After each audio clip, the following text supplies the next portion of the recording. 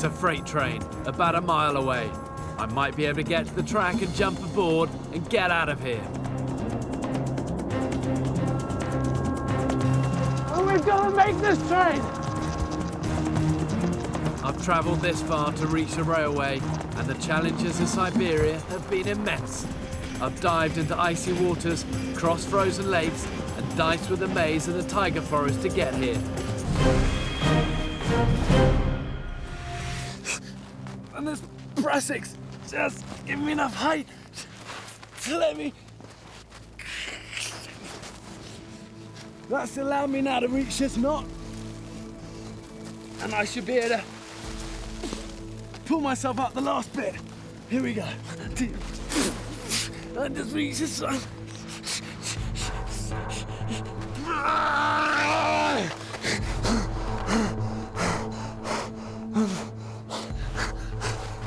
And these knots have really helped me well. But that is one of the hardest things physically you can do. I'm beat.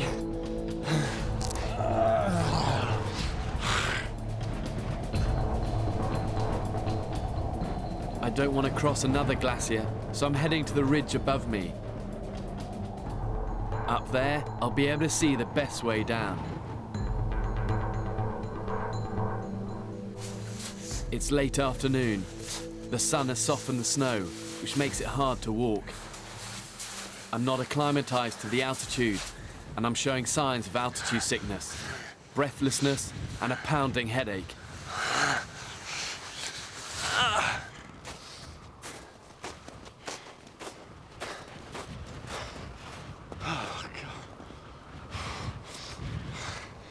Oh, the last few hours I've just been slogging up this valley trying to get this ridge, just thinking over here would be just maybe something different, you know, maybe a little village and some hot chocolate. And I kept thinking I'd been hearing dogs or something like that, which is always a sign of the alpine village, but it's just the wind's picking up and it's colder up here, and I've got up and looked down and this is what I've seen. And it's just a huge, empty, deep snow-filled valley. And even though it's beautiful, it's the worst sight I've seen today. It will be night soon, and the temperature will plunge. I need to get off this mountain fast. I'm on a glacier in Iceland. A blizzard has come in, night is falling, and I need shelter fast.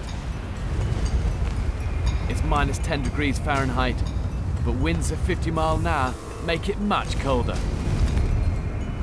But the wind's not only my enemy, it can also be my friend. And what happens when the wind blows over these sort of ridges, if you look up here, it builds up a load of snow on the leeward side of it, on the side out of the wind. And I can use that snow then to dig into and create like a little snow cave. A couple of years ago, a snowmobiler got separated from his friends during a blizzard. He managed to stay alive for 48 hours before rescue came, because he got out of the wind by digging himself a snow hole. This is definitely harder work without any form of shovel, but all of the snow is quite nice and loose, and the bits that are coming out, the blocks like this, I'm going to keep so I can use those to then dam up the entrance at the end. I'm keeping my pace steady. If I allow sweat to freeze on my body, hypothermia will come on twice as fast.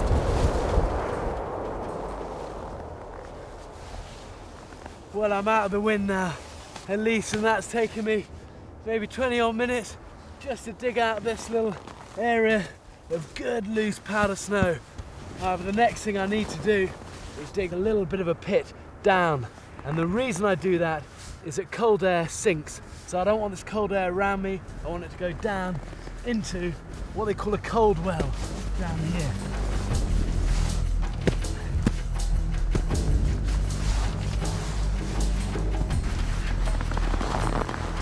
What I want to do now is just block up a bit of this entrance here.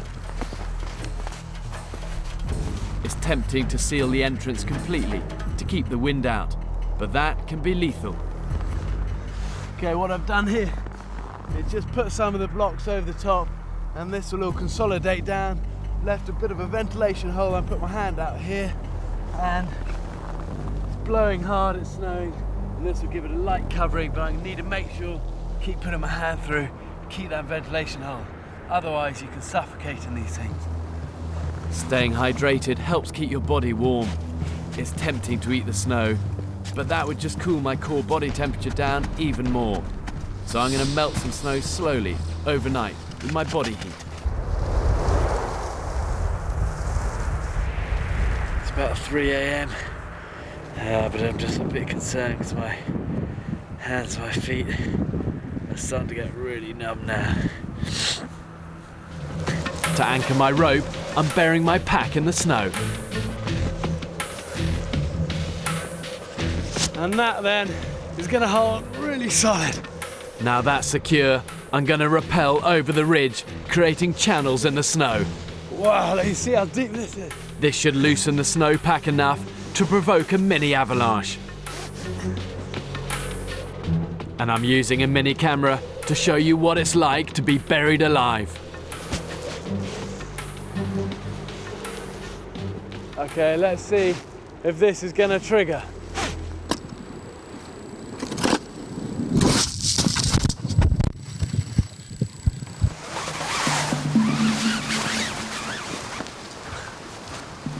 Looks like my mini avalanche is working. Where's the camera gone? In seconds, it's buried. If this was you, your only chance of getting out alive is to be found quickly. But that's easier said than done. Just 6 inches of snow and you can't even move your eyelids.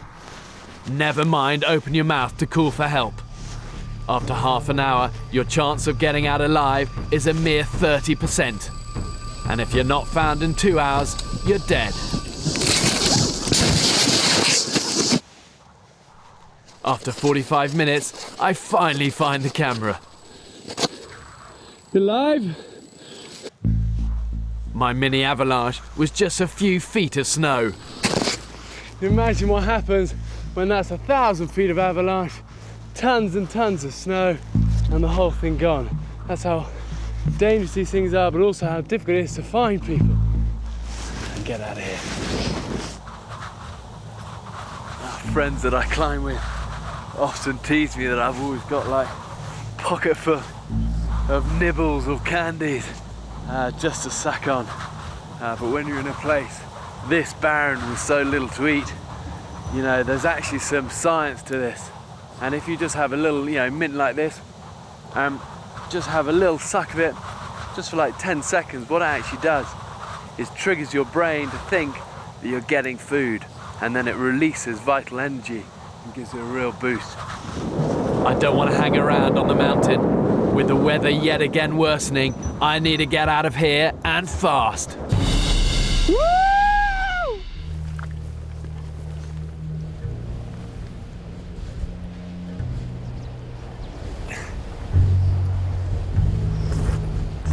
It's not a great idea unless you're desperate.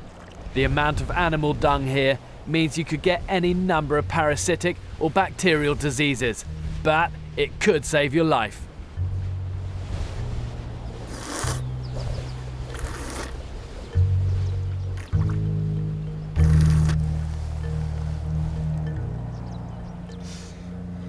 And it probably wouldn't win any prizes in a restaurant, but at least hopefully the spring bit of it isn't contaminated.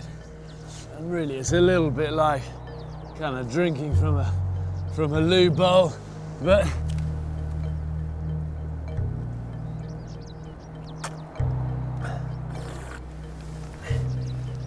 out on the steppe is about as good as you're gonna get.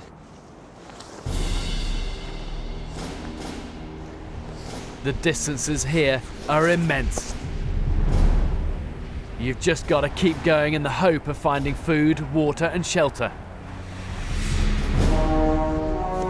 But this arid wilderness can still throw huge obstacles in your way.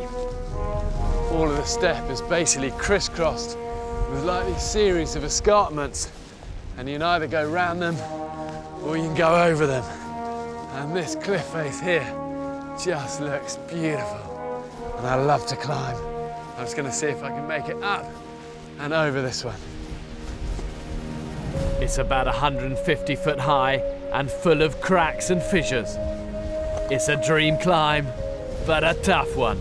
You know, sometimes you look at a cliff, it will just look like impenetrable. But my dad always used to tell me when I was climbing, you can never tell how steep something is until you literally rub noses with it. And it's when you get up close, you can begin to see the lines of weakness in a rock face. Going round this ridge could literally take days.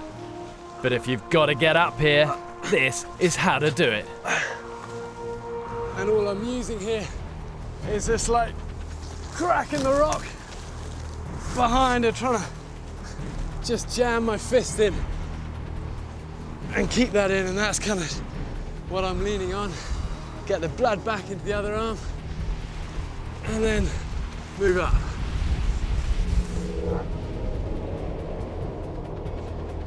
And really, to climb efficiently, it's all about distributing your weight. So it's not all on your fingers or all on one foot, just spreading it evenly. On a long climb like this, it's vital to conserve your strength. Take things at a steady pace and don't rush. Get into position and then make your next move.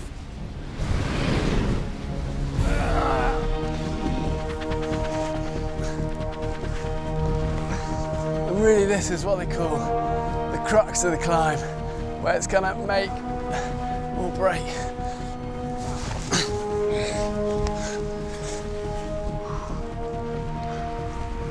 If you look down from here, there's a good sized drop. I'm heading for the Trans-Siberian Railway, your one hope of salvation.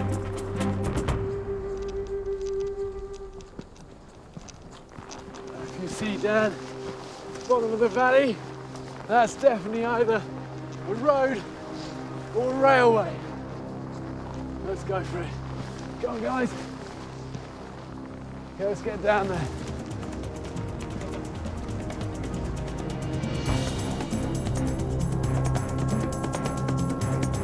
Guys, we're gonna have to move!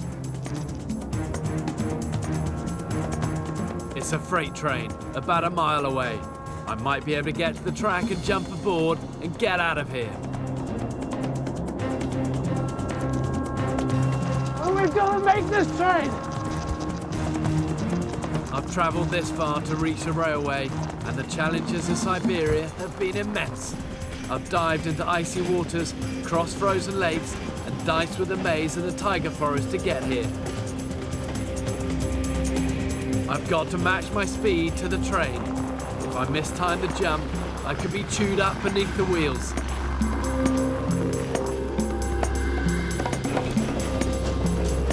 One last sprint, and I should be able to leap aboard.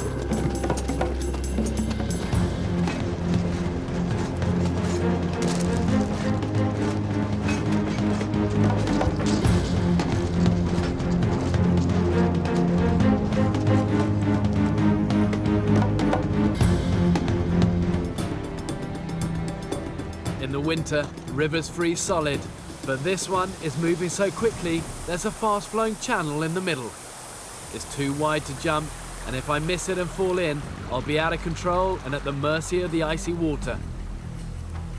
It's a long way round too, so I'm going to try and swim it, but you need to make sure you can survive once you get to the other side.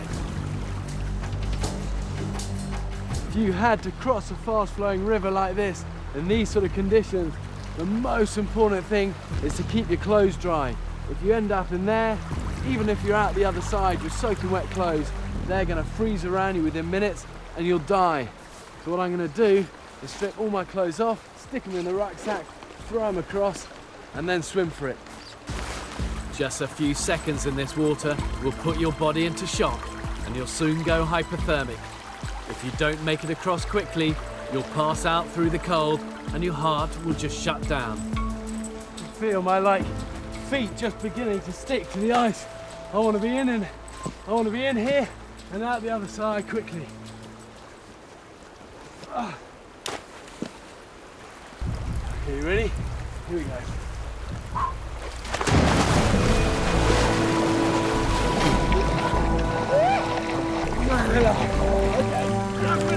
It's so cold, the camera has frozen up immediately, and I can feel myself going the same way. Okay, I got it. This is why I had all these clothes in this rucksack. So I've got something dry to put on. Because really, survival time in these sort of conditions now is minimal. I've got to get warm fast. I can get frostbite, and already I'm getting to the first stages of hypothermia. I can literally hardly feel my toes now. And those are the part of my body that I'm most worried about. You know, the core of me is cold, but is surviving. It's the extremities that are the dangerous bits.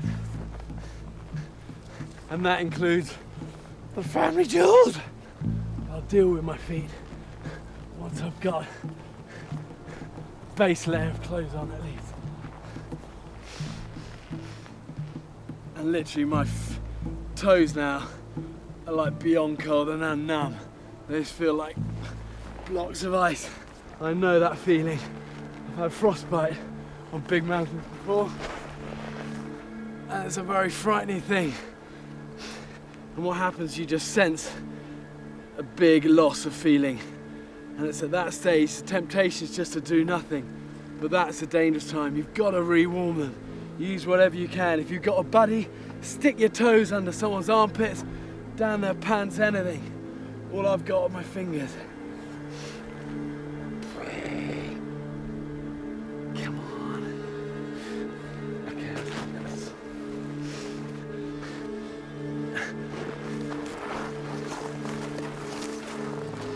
God, now my fingers are beginning to seize as well. And what happens when your fingers begin to go, you then just can't do anything. Can't put boots on, can't do laces up, can't open rucksacks, can't start fires. You've got to keep movement and feeling in your fingers. It is Arctic cold. I can see your hands there, you've got ice just over your fingers. Show the camera that. Just keep moving your fingers, all right? Make it a discipline, just keep moving them. And we're gonna run. And in 5 minutes, we'll all feel human. Let's go.